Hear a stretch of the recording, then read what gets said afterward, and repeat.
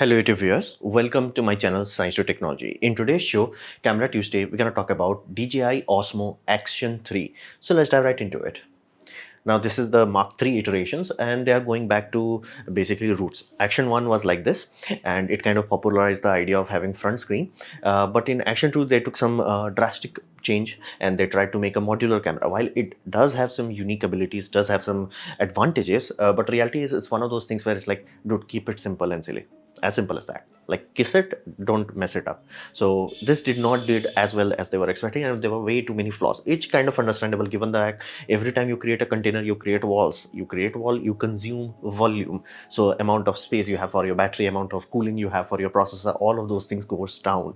So fundamentally, there are compromises of this sort of design.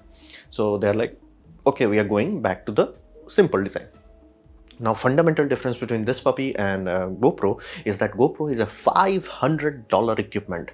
This is $330, meaning you can buy this, buy battery cages, extra battery, giant SD card, multiple giant SD card, and then you will be at the same price. So it is significant amount of money difference that we are talking about. And in terms of their release mechanism, GoPro have their patented butterfly swings. This has DJI quick release magnetic mount, which they kind of pioneered with this puppy, and it's again, for many scenarios that's awesome. For many other scenarios it's like not really that good. So but it is a unique approach to it. Now it has 3 high strength Gorilla Glass, meaning there are 3 places where they have glass for lens, front screen, back screen. All of them have Gorilla Glass, and at this point in time, almost all camera companies have realized this, except major companies like Sony, Nikon, and Canon, is that your apps have to be actually good. And this company is really focusing on light cut to actually do a useful video editing directly on your mobile phone. So I mean, take data from your action cam, properly finalize it, and then dump it into socials. So it's surprisingly good, competent video. And again, I'm really happy with the fact, other than like it boils my blood that Sony does not do that, Canon does not do it, Nikon does not do it, but these camera companies are learning the hard way that they have to have good apps to go with their system. So what about the performance? Well, do not expect like whoa. It's like whoa. It's like it's almost static point. You also have to understand one core aspect. Even though people like we want 6K, we want 8K HD, there's a limit. What we call point of diminishing return. Meaning, if I give you SD camera, it will be garbage. If I give you a quality HD camera, it will be good. If I give you really high quality 4K camera, it won't be that much better. Like SD to HD was the biggest jump. Now HD to 4K is not that big of a jump. So anything above 4K becomes even less perceivable. Like if I give you a cinema camera that is like proper high bit rate from the sensor, you'll be like, damn, this looks sharp. Now here's the so you can understand that, like from a mathematical point of view, 4K is more than good enough. So like if you're like, what about 8K and all that? Again, does not matter. There's a reason, like even Hollywood movies which can afford ludicrously high RE cameras, majority of them are like 4K. There is a reason, like it does not have that kind of wow factor to it. Like there is an inherent limitation. You cannot go like, okay, I'm just gonna increase the resolution. So 4K is really good. Like, but here's the 4K of your mobile camera right now versus 4K 10 years ago. There's a tangible difference. What changed? Sensor quality, the low light performance, the lens quality, the codec packages. So there are many places where you can improve rather than just like, okay, let's increase the resolution number goes up. Like 4K, you can't go a full step, which is 8K. You can't go full step, okay, let's make it 5.2K or make it 6K. It's like not necessary. 4K has more than enough latitude. If you are truly packaging your data properly, it's more than good enough. More than good enough. Like under no circumstance you're like, whoa, it's garbage. No, it's more than good enough. So this company is kind of realizing that, and again, from a cost point of view, and I think this is a very good cost move, simply because the whole world is going through recession. So launching idiotically expensive equipments may not be a best time right now. So they are focusing on improvements and low light performance. Their sensor is like a bit more refined for low light specifically, and they are doing 4K 120 fps. So nothing like whoa, it's just like good. And super wide FOV, which I'm finally so happy. Like literally GoPro rewrited a name where it's like hyper view. I'm like, dude, it's just ultra wide. It's just call it ultra wide. It's like hyper view. It's like, dude, ultra wide.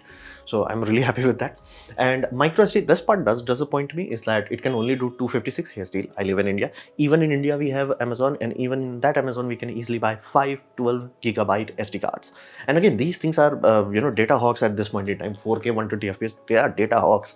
So like I genuinely expected that number to be much higher, around 2 TB. Again, 2 TB cards are not available yet, but 512 GB is cost effective at this point in time. So I am kind of torn around that, but again, I do get it. It's like, again, it's okay. And they have quick mode change buttons. This is another aspect of user improvability, meaning, for example, let's say you are a bike rider and you're like, okay, I do a lot of bike riding, I need a certain mode for it. Like, you will set your settings, and then you are like, I'm gonna do live stream, I'm gonna do my setting for that. Here's the deal: one button, tick tick, you switch, you go home. So it's super easy to use. Can you do that in GoPro? Yes, but you have to hold two buttons, which is like a macro, but a bit more difficult. So that is far more focused on usability. And if you want to make it vertical, you have to make it vertical, but be mindful, the grip will not work directly on the chassis. You have to buy the cage for it. Again, minor inconvenience, or maybe like non-desirable for you, depending on what you are doing with it. So that's the performance aspect of it. It's like, it's not like whoa, it's just like, we had good stuff, let's make it even more improved. So what about the core improvements? The biggest, the wow factor that is there is that finally fast charging battery in a goddamn action cam, which is like, I'm genuinely surprised that it took this long. Again, who am I kidding? Like, entire Canon and Nikon and Sony, none of them can do 1C charging. 1C means 1 hour, and YC, again, it's like, it does not matter the cell capacity. That's why you do not call it in watts, you call it 1C charging. All electric cars are 1C capable. Again, assuming you can pump power into that at that kind of capacity, it's 1C capable. Lithium ion is 1C capable. If you want like a 2C, that is like 30 minutes charging, you have to go to lithium titanate. So 0 to 80% you can push as much as you want. So 80% in 18 minutes. That's awesome. That's like almost matching many high-end mobile phones. That's good. That's like good. So if your battery is not fully depleted, you just plug it in like a 30-watt charger that you have to buy extra. And I'm hoping that it's just power delivery. But if it is proper power delivery, you do not have to. 30-watt charger is not that uncommon or rare. You can just speed charge it. That's awesome. Like, somebody thought of it as like, hey, battery charging, like, your mobile chargers are plugged from 0 to 100 in around 1 hour. Again, 0 to 80 you can charge as quickly as you want, but after 80, electrons do not want to make love. So at that point in time, if you force it to make love, it will become hot. So we generally do want to be like, okay, 0 to 80 as quickly as possible, then relax. At the end, we always end up with 1C. So you always want 0 to 80 as quickly as possible, and then, like, 1C should be always there. Mobile phones now are, all mobiles are there like 1C, except my mobile phone, which has 7000 milliamp hour. I'm pretty sure they could not put bigger IC on that for management. So they have done this. This is awesome. Somebody thought of it. And then on top of that, if you are doing this sort of action camera, if you're doing a lot of it, you're going to go through battery, no matter how big the batteries are, you're going to go through it. So they are like, hey, this case was designed. And like, this is one good thing about DJI. They actually understand the battery department far better than most other companies. For example, even with this Rode wireless GoTo that I'm using, it does not have a good battery solution. Compare this to DJI mic's wireless mic. Night and day difference, like how good batteries. Again, be mindful, this does not have a independent battery of its own. It's just a case and charger at the same time. Even the lid of it has 2 SD card slot. Like, think about it, it's like, it does not say whoa engineering, it says like somebody thought of it. It has colored LEDs, so you can know like the battery of full charge, this is depleted. And if you, like, for example, let's say you are going somewhere and you run out of charge on your mobile phone, this can act as a power bank also. So really useful for many people. It's like, just shut up and take my money, especially if you go through multiple batteries. And these are slim, the charging port is on there. It's like awesome. Somebody thought of it. Like, this aspect just shows like somebody sat down. It's like, how can we design it properly? How can we make it far more convenient? This is awesome. Like, you can even have 2 or 3 of in your backpack and you will not feel too much about it. So that's awesome. Now, dual touch screens, meaning if you have mounted it like in your chest or somewhere where you can only see the one side, not a big issue, because the front side is also active touch screen, and it's a wet touch screen. What does that mean? That simply means the sensitivity is designed in such a way that if it detects water, it will still work. Many touch screens become very hard to use underwater. Like, even your mobile phones, again, the sensitivity of air, capacitance sensors have to calibrate for that. It's like, okay, I'm working against air, I have to working against water. That's why like gloves make it so difficult. So fundamentally, DJI, like, they put some effort into that. That's why they are highlighting that, no, we can work on touchscreen.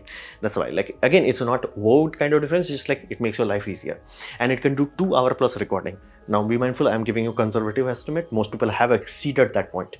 That's the whole thing. Like, battery life is the core fundamental here. And not to mention, it does not even overheat as quickly as GoPro. Like, there is a tangible difference between heating performance. Video linked down below with all the comparison details. So what about, like, GoPro 11, everybody is comparing between these two.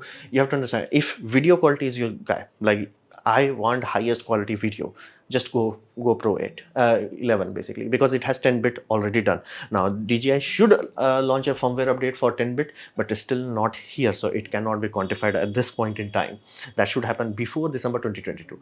Now one major upgrade part of GoPro is that square video, as in like a 8:7 video. Now this is 5.3K resolution, meaning it allows you a lot of flexibility in post-production, specifically if you are dealing with show cells, meaning you need square video, you need 16:9 video, you need vertical video. You can do all that in post. Now for some people it's like shut up and take my money. If you need this function, you have to buy that. There is no discussion. While DJI Action does allow you to do that, but you have to move the camera. So if you recorded it wrong, you recorded it wrong. Here you don't care about it. So that is a very big make it or break it moment for many people. So if you need this, buy this. If you don't need this, this will not have too much issue for you. And again, it does go into vertical. The video file becomes vertical and the menus also become vertical. So it's not like half-baked or rotate the camera, like how my DSLR I have to rotate it, then rotate the file into Premiere in order to upload my shots.